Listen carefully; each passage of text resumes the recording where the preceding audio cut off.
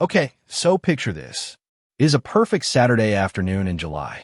The sun is blazing. The temperature is hovering somewhere around 94 degrees. The kind of heat where the asphalt shimmers and your car door handle is basically a brand new way to visit the emergency room. And there I am, floating on an inflatable flamingo in the middle of my own backyard pool, cold drink in hand. Not a single care in the world. Life is good. Life is genuinely, beautifully, unreasonably good. And then I hear it. That sound. That specific knock at my gate. 3 sharp, deliberate, overly authoritative knocks that you just know did not come from a friend. I open one eye. I already have a bad feeling.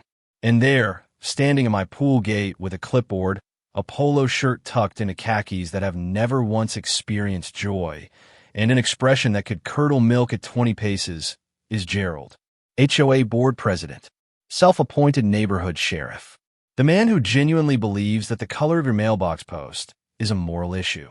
Gerald looks at my pool, then looks at me floating on my pink flamingo, then looks back at his clipboard and says, and I am quoting this directly, Mr. Callahan, this pool is in violation of Section 14, subsection C, Paragraph 2 of the Maple Grove Homeowners Association Covenant, and I am here to inform you that you have 30 days to remove it or face escalating fines. He paused for dramatic effect. Gerald loved dramatic effect. And then he added, have a blessed day. And he walked away. He just turned around and walked away. I sat there on my flamingo, in stunned silence, watching this man stroll back across my yard with the confidence of someone who had just delivered a verdict at the Supreme Court. And I thought to myself, absolutely not. Not today. Not ever. Because that pool had been in my yard for 3 years. And Gerald was about to find out that he had picked the absolute wrong guy to mess with. Stay with me, because this story is going to go places you're not expecting. All right, let me back up and give you the full picture, because to understand how this whole thing exploded into the most dramatic neighborhood war in Maple Grove's quiet cookie-cutter HOA police history, you need to understand the setting. You need to understand the people. And most importantly, you need to understand Gerald. Maple Grove is one of those suburban developments that sprung up in the mid-90s when developers had apparently made a collective deal with the devil to make every neighborhood in America look exactly the same. You know the kind. For different house models, rotated and reflected like puzzle pieces, painted in an approved palette of approximately 6 colors, all of which can be described as slightly different beige. Every lawn is regulation length. Every fence is the same shade of brown. Every mailbox is the approved style. There are even rules about holiday decorations. Not just the usual no inflatable Santas bigger than 6 feet, but an actual, written, referenced in court holiday decoration policy. I am not joking. I will get to that later because that is its own side story. I moved to Maple Grove about 4 years before all of this went down. My name, for the purposes of this video, is Dan Callahan. Single guy, mid-30s at the time, bought a nice 3-bedroom house on Elmwood Court, a quiet cul-de-sac at the back of the development. I bought it because it was a good deal, the yard was big, and frankly, I had dreams. Dreams of exactly one thing, a pool. Not a massive in-ground Olympic situation, just a solid above-ground pool, the kind that comes in a kit about 24 feet in diameter, 4 feet deep. A backyard escape, a place to cool off, a place that was mine. When I bought the house, I did what any reasonable adult does. I read through the HOA documents. I know, most people don't. Most people just sign the papers and then act surprised when the HOA sends them a letter because their trash can was visible from the street for 4 hours on a non-trash day. But I read them, all 47 pages, and pools were addressed. Section 14, subsection C. And you know what it said? It said above-ground pools of residential scale, defined as up to 24 feet in diameter and less than 5 feet in height, were permitted in rear yard provided they were screened from public view by existing fencing or landscaping. That was it. That was the rule. Permitted. Allowed. Legal. I had the receipts, literally, because I saved a printed copy of the HOA documents the day I signed. Put it in a binder. Yes, I'm that person. You'll understand shortly why that binder became very important. So I put on my pool. I hired a professional installer, Not just some weekend warrior assembly project. A licensed contractor who leveled the ground, assembled the frame, installed the liner, set up the filtration system. Total cost was around $4,000. I also, just because I like doing things right, sent a courtesy note to the HOA management company informing them of my intent to install the pool, citing the relevant section of the covenant that permitted it, and asking if there were any additional requirements I should be aware of. You know what they said? Nothing. Zero response. Not a single word back. And I took that as acceptance because why wouldn't I? It was allowed. I was being transparent. I built my pool. I enjoyed 3 glorious summers. And then Gerald happened. Let me tell you about Gerald because Gerald is central to this entire saga in the way that a weather system is central to a shipwreck. Gerald Hoffman had lived in Maple Grove for 11 years. He had served on the HOA board for 8 of those years, the last 4 as president. He was retired, his kids were grown and gone, and somewhere along the way, Gerald had decided that his highest calling in life was to ensure that every blade of grass in Maple Grove was exactly 3 inches tall and that no resident ever felt truly comfortable in their own home. He drove a golf cart around the neighborhood. Not on a golf course, just around the neighborhood, with a clipboard. He had created a resident complaint portal, which was mainly used by Gerald to report violations he himself had discovered on his golf cart tours. He had once sent a formal letter to a family on Birchwood Drive because their basketball hoop was angled 2 degrees toward the street during a period when it was supposed to be stored. 2 degrees. He had, in a move that still baffles everyone who knows about it, actually had a neighborhood dispute with a 12-year-old because the child's lemonade stand was not an approved commercial activity under the HOA bylaws. The kid was selling 50-cent lemonades, and Gerald treated it like an unregistered business enterprise. To be clear, everyone in the neighborhood already knew Gerald. Everyone had a Gerald story, but he had never come for me, not once in 3 years. And now he had decided that my pool, my legally installed, professionally constructed, document-compliant pool, was his new project. Wonderful. After Gerald left my backyard that Saturday, I went inside, opened up my binder. Yes, the binder told you it was coming back. Found my copy of Section 14, subsection C, and read it 3 more times just to make sure I wasn't crazy. I wasn't. The pool was permitted. So I typed up a calm, professional response letter citing the exact language of the covenant, referencing the contractor's installation records, noting the date of my original courtesy notification to the management company, and kindly requesting that the board clarify what specific aspect of my pool they believed was in violation and what documentation they were relying on for that conclusion.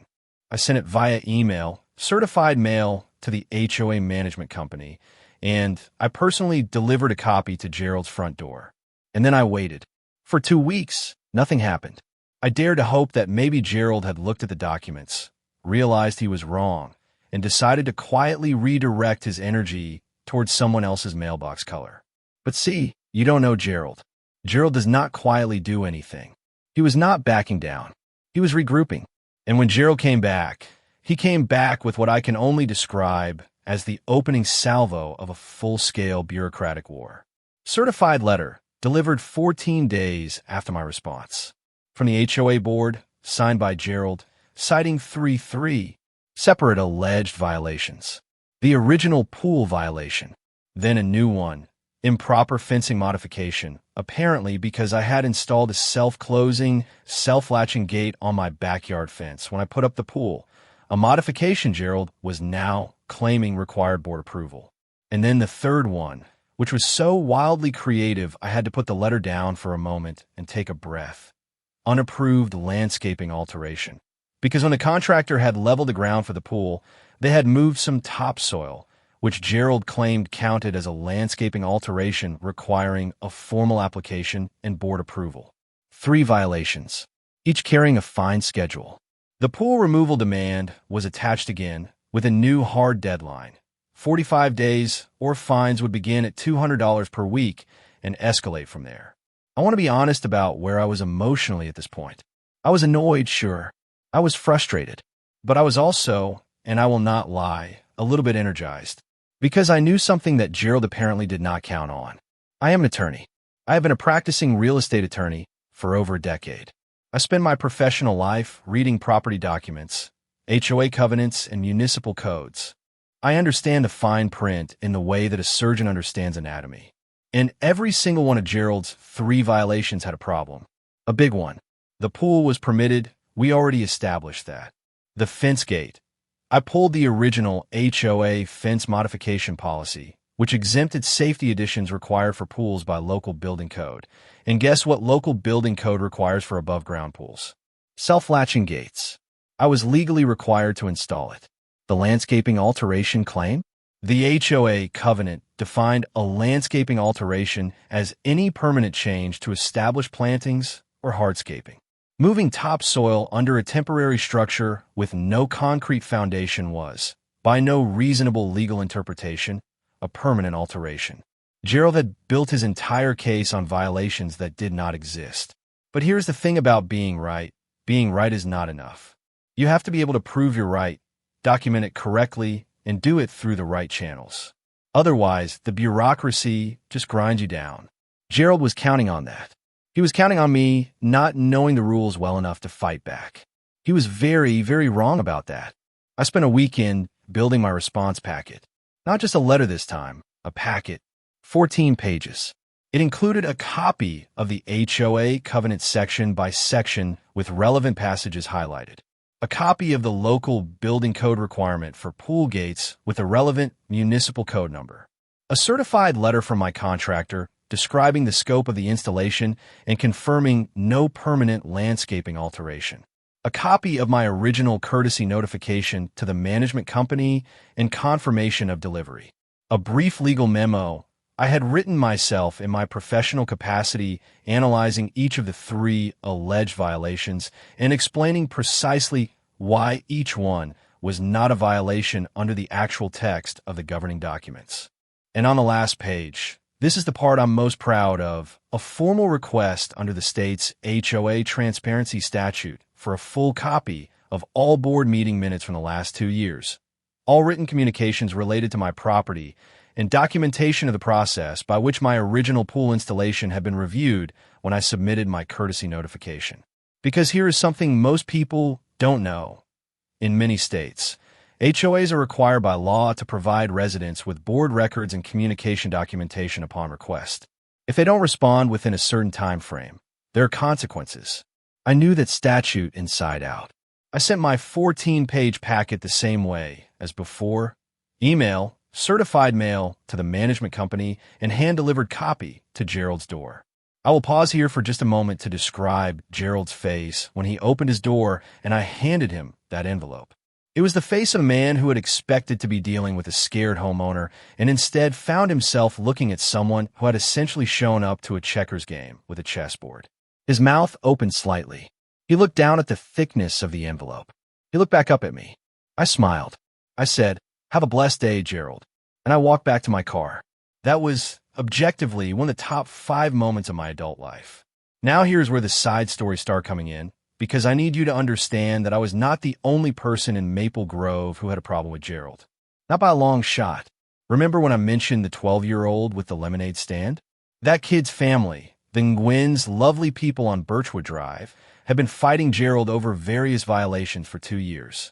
He had fined them for a wind chime that he claimed made excessive decorative noise, which is not actually defined anywhere in the covenant, and for a solar panel installation on their garage roof. That, Gerald said, required architectural review, despite the fact that state law explicitly prohibited HOAs from preventing solar panel installations. The Nguyen's had fought that battle and won, but the experience had left them exhausted and genuinely angry. There was also a couple on the next street over, the Delgados, who had received 17 violation notices in 1 year, ranging from a porch cushion color Gerald deemed unapproved to a holiday wreath that remained on the door one day past the post-holiday decoration removal deadline. These people were at their wits' end. They had all individually tried to fight back, with varying success, but they had never coordinated. They had never worked together. That was about to change.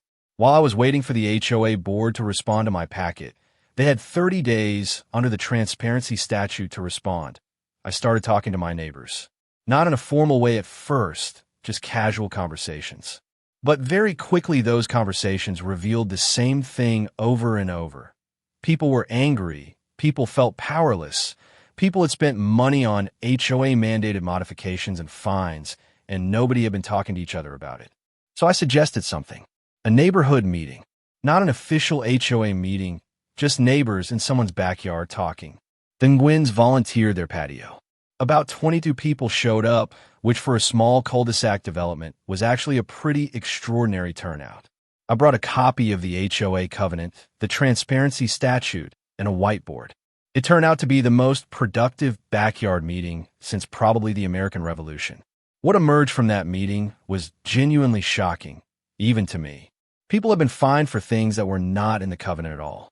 Gerald had been inventing violations, writing them up in official-looking letters on HOA letterhead, and collecting fines that he was depositing into the HOA general account. But with no formal board vote authorizing those fines, which was required under the covenant for any fine over $50. People had just paid them because they got an official-looking letter and they were scared of escalating fines and they didn't know they had options.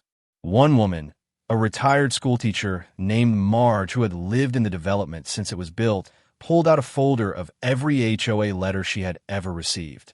She had paid over $600 in fines over 3 years for things like decorative item height violation and non-approved front door wreath season extension. We went through her folder one by one. Almost none of those fines had been validly issued. Marge had tears in her eyes by the end, and I don't mind telling you that I was furious on her behalf. Not in a hot, sloppy way, in a cold, focused, let's fix this properly way. Here is where things got really interesting. Because while all of this was happening, the neighborhood meeting, the packet I had submitted, the groundswell of resident frustration, the HOA board had apparently decided to escalate rather than retreat. 3 weeks into my 30-day response window, I received a letter from an attorney. Not Gerald personally, an actual attorney hired by the HOA board, informing me that the board was exercising its covenant authority to seek injunctive relief requiring removal of my pool pending resolution of the violation dispute. In plain English, they were threatening to sue me to make me take down my pool while we argued about whether the violations were real. It was a pressure tactic. A good one, actually, because for most homeowners, the phrase, "we're going to sue you," is enough to make them fold. But I'm a real estate attorney, and when I read that letter, I did not feel scared. I felt something that I can only describe as absolute clarity, because they had just escalated to my home turf. I wrote back within 48 hours. My response noted that the HOA had not yet responded to my transparency statute request, which had now been outstanding for 21 days, and that failure to respond would subject the board to statutory penalties. I noted that any injunctive action would require the HOA to demonstrate to a court that the violations actually existed, and that I was prepared to demonstrate to that same court that they did not. I also noted something that I had discovered in my document review that had not come up yet, something that I was genuinely saving for the right moment. Buckle up, because this is the part where the whole thing cracks open. In reviewing the board meeting minutes I had received in response to a previous partial records request, a different one I had made months earlier just out of curiosity, I had noticed something. About 8 months before Gerald showed up at my pool gate, the HOA board had approved a project, a landscaping project, for what they called common area beautification on the north end of the development. Total approved budget, $22,000. Fine, whatever. HOAs do landscaping. But when I had walked over to look at the north end of the development a week after my neighborhood meeting, I noticed that the landscaping project was modest. Maybe $8,000 worth of work, generously estimated. Some new hedges, a bench, a small flower bed. Pretty, but definitely not $22,000 of pretty. And the contractor listed in the minutes was a company called Hoffman Property Services, LLC. Gerald's last name was Hoffman. I want you to sit with that for a second. I need to make absolutely sure you understand what I am suggesting. The HOA board president had approved a $20,000 contract with a landscaping company that shared his last name, paid for by HOA dues collected from residents, for work that appeared to cost substantially less than that. I hired a licensed contractor to do an independent assessment of the landscaping work. Written estimate for the scope of work completed, $8,200. $14,000 unaccounted for. I pulled the business registration for Hoffman Property Services, LLC from the state's public business registry. Managing member, Gerald Dale Hoffman. I had the smoking gun, and I had not yet played it. I just had it sitting in my folder while Gerald thought he was winning. That is, I think, my favorite part of this entire story. The feeling of having the card and not showing it yet. Patience is a superpower, and Gerald was about to find that out. The HOA attorney's follow-up came 10 days later. Apparently, Gerald had expected my response to be panicked, and it wasn't. So they pushed again. Another letter, firmer tone, referencing a specific court date they intended to request if I did not agree to remove the pool within 15 days. I thought about it for all of 30 seconds, and then I picked up the phone and called the State Attorney General's Consumer Protection Division. I want to take a moment here and tell you something that most people don't know. Most states have a Consumer Protection Division or a Homeowner Protection Unit within the Attorney General's office. Some states have a specific HOA ombudsman. These offices exist precisely because HOA abuse is a recognized, documented problem. They do not investigate every complaint, but they absolutely investigate evidence of financial impropriety and fraudulent fine collection. I had both. I had Marge's $600 in fake fines. I had at least a dozen other residents with similar stories. And I had a $14,000 discrepancy in a contract awarded to the HOA president's own company. I filed a formal complaint with detailed documentation. And separately, I filed a complaint with the State Department of Consumer Affairs for HOA regulatory oversight.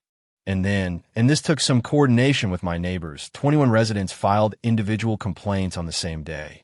21 complaints, all citing the same board president, all with documentation, all hitting the same office within the same 48-hour window. You do not get to ignore 21 simultaneous complaints about the same person. That is not something that falls through the cracks.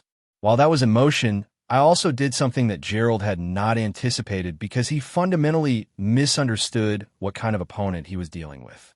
Under the HOA covenant, the same document Gerald kept using to come after me, residents had the right to call a special meeting of the full homeowner membership to vote on board matters, including removal of board members, if they gathered signatures from 30% of the membership.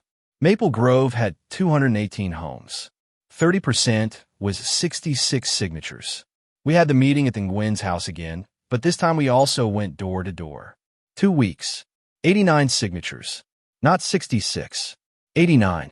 We formally submitted a petition for a special membership meeting to vote on the removal of Gerald Hoffman from the HOA board and a request for an independent financial audit of HOA accounts for the preceding 3 years.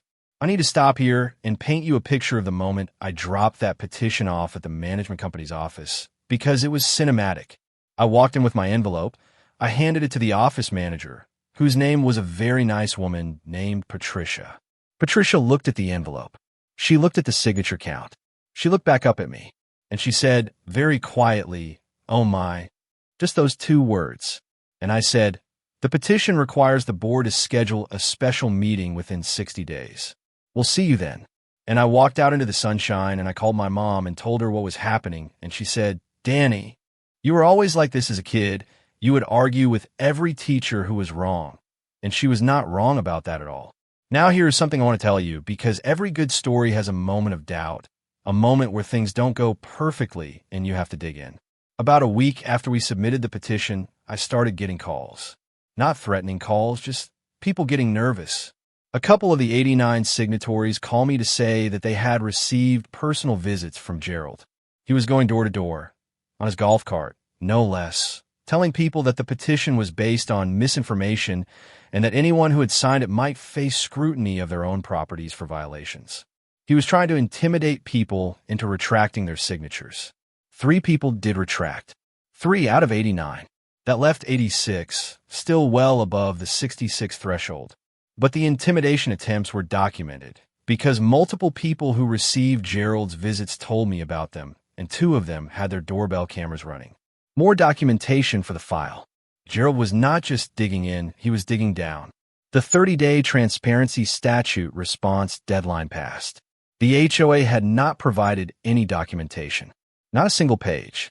This triggered automatic statutory penalties, $500 per day for every day of non-compliance after the deadline under the state statute. By the time they finally responded, 38 days late, they had accrued $19,000 in statutory penalties. Their attorney, to his credit, seemed to be increasingly aware that his clients had made some catastrophic decisions, because the tone of correspondence from him shifted around this time from aggressive to noticeably more careful. You can feel it in the language of lawyers when they realize the case is going the wrong direction. The verbs get softer. The ultimatums disappear. The special meeting was scheduled for a Tuesday evening at the community clubhouse. I had never actually been to a HOA meeting before.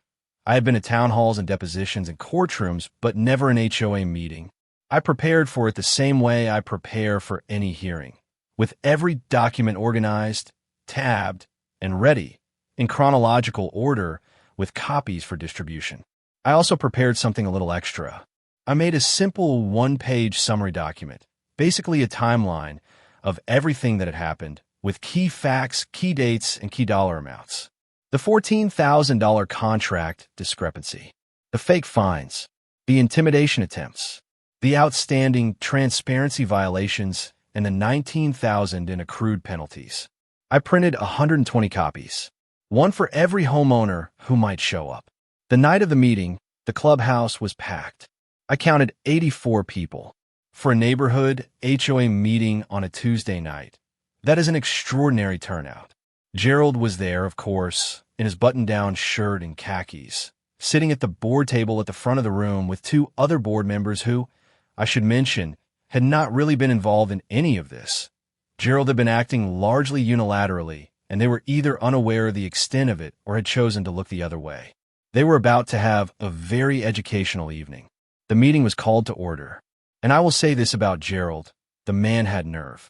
Even standing in that room, with 84 residents, many of whom had come specifically because they were angry with him, he opened by saying that the petition was the result of a coordinated campaign of misinformation by a small group of residents who want to lower community standards.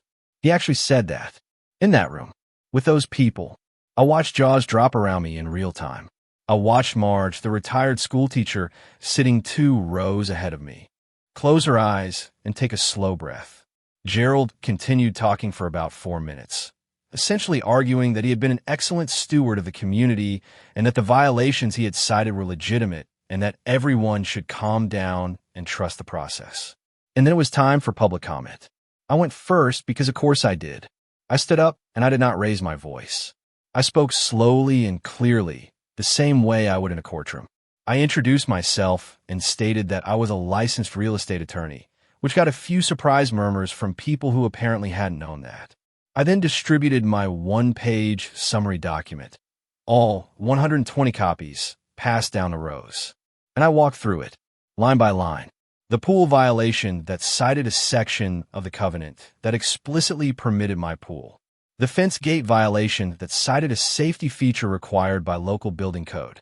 The landscaping alteration claim that did not meet the covenant's own definition of a landscaping alteration. The transparency statute violations, the accrued penalties. And then I paused here just to beat the way you do when you know the next thing you say is going to change the energy in a room. And then I talked about Hoffman Property Services, LLC. I watched Gerald's face during that part. I want to be careful here and say that I did not accuse him of anything in that room. I am a lawyer. I know how to say something without saying it legally. What I said was this. The board approved a $22,000 contract for landscaping work. An independent contractor assessment values that work at approximately $8,200.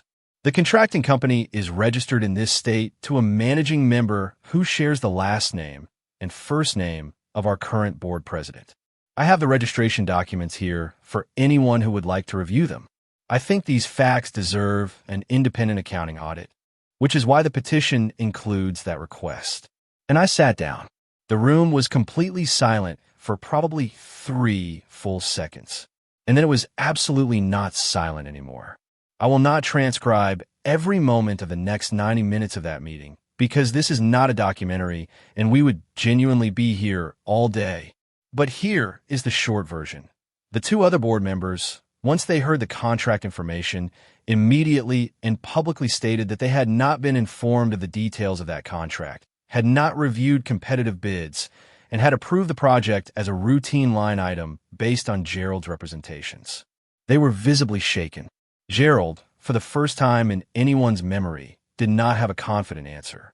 He talked about how the landscaping company had offered a full-service premium package that included ongoing maintenance, but when someone asked him to produce the maintenance schedule and logs, he did not have them. More silence. A homeowner in the third row asked how long the maintenance contract ran. Gerald said 2 years. Someone else asked if Hoffman Property Services LLC was currently maintaining any Maple Grove common areas. Gerald said yes. Someone else asked when they had last performed any work. Gerald hesitated, and that hesitation was the answer. The vote on removing Gerald from the board was 67-9, with 8 abstentions. He was removed by the membership in that room on that Tuesday evening in front of most of the neighborhood. He sat very still at the board table for the remainder of the meeting, and when the meeting was formally adjourned, he stood up, picked up his clipboard.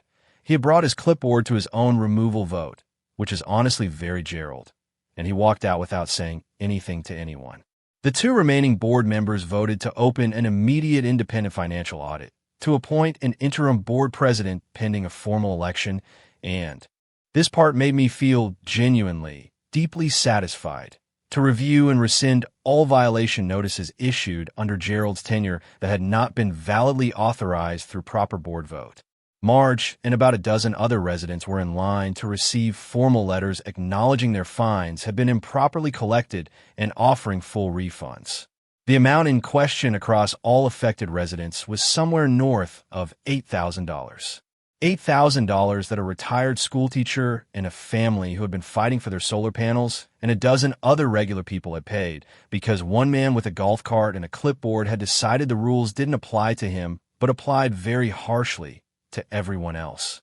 The Attorney General's complaint and the Department of Consumer Affairs complaint were both still in process at this point. Those things moved slowly.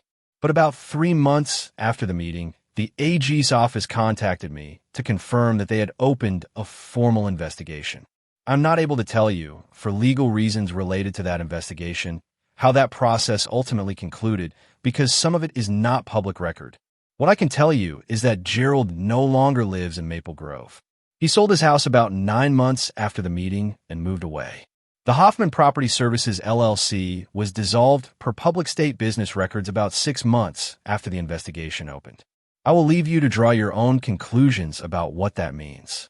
Now, as for my pool, my beautiful, professionally installed, fully covenant-compliant, 4-foot deep, 24-foot wide pool that started this entire saga is still there. It never moved. It never came down. Not one brick, not one bolt, not one edge of the liner was changed. I floated on my pink flamingo the very next summer, on a perfect July afternoon, cold drink in hand. And it tasted, I have to tell you, significantly better than any drink I had ever had in that pool before, because it tasted like winning. Not just winning for me, winning for Marge, who got her $600 back. Winning for the Nguyen's, who never had to fight another Gerald battle again. Winning for the 22 people who showed up to the first backyard meeting, and the 89 people who signed the petition, and the 84 people who filled that clubhouse on a Tuesday night. Winning in the most ordinary, suburban, uncinematic, and yet somehow completely cinematic way for anyone who has ever gotten a letter from someone who thought the rules meant they had power over you. Here is what I want to leave you with, because I think there is actually something important in this story that goes beyond the drama and the revenge satisfaction and the image of Gerald driving away on his golf cart, having lost everything he spent 8 years building. The first thing is this: read your HOA documents. I know, there are 47 pages of dense, tiny font legal language that was clearly written by someone who thinks the word heretofore is used in normal conversation. But read them, because in those documents, you have 2 things. You have the rules that apply to you. And yes, some of them are annoying and some of them are dumb, but they apply. And you also have the rules that apply to them. The board, the president, the management company, they do not operate in a vacuum of unchecked authority. They have procedural requirements, voting thresholds, disclosure obligations, and in most states, statutory accountability under consumer protection law. The rules cut both ways, and most people only ever look at one side. The second thing, document everything. Every letter, every email, every conversation if you can. Write it down, date it, save it. Because the difference between a story where Gerald wins and a story where Gerald ends up dissolved along with his LLC is documentation. Not shouting louder. Not being angrier. Documentation. The third thing, and maybe the most important, you are probably not alone. Whoever Gerald is in your neighborhood, he has almost certainly been Gerald to other people too. Find them. Talk to each other. Because 22 people in a backyard is a much more powerful thing than one person sending a letter that goes ignored. I keep thinking about Marge, honestly. Marge with her folder, sitting at that backyard meeting, pulling out 3 years of HOA letters like she had been carrying them around waiting for someone to actually look at them. $600 that she had just accepted because she got an official letter and didn't know she had options. That's who this was really for. Not for me. I had the tools and the knowledge to fight this fight. But for the people who don't, and who just quietly pay and quietly comply and quietly feel a little bit smaller every time that golf cart rolls past their house. Those people deserve better. They deserve better. And if your Gerald is out there, if someone with a clipboard and a polo shirt and a conviction that their authority is absolute is making your homeownership miserable, I want you to remember this story. I want you to remember Marge getting her money back. I want you to remember 84 people in a clubhouse on a Tuesday night. I want you to remember the sound of a vote, 67-9. And I want you to think about how good that cold drink is going to taste floating in your fully compliant, legally installed, nobody is ever taking it pool. On the other side of the fight, you were always going to win. Because you were. You just needed to know it. If you made it to the end of this video, genuinely, thank you. This story means a lot to me, and I'm glad I finally sat down and told the whole thing from beginning to end. If you have your own HOA horror story, I want to hear it in the comments. Drop it below. The more ridiculous, the better. And if you found any of this useful, the document requests, the transparency statute, the special meeting petition process, let me know and I will do a follow-up video that goes deeper into the actual legal tools homeowners have, because there's a lot more to unpack there. Subscribe, hit the bell, share this with anyone you know who is currently losing sleep over a letter from their HOA. You never know whose Tuesday night clubhouse meeting you might just inspire. I'll see you in the next one.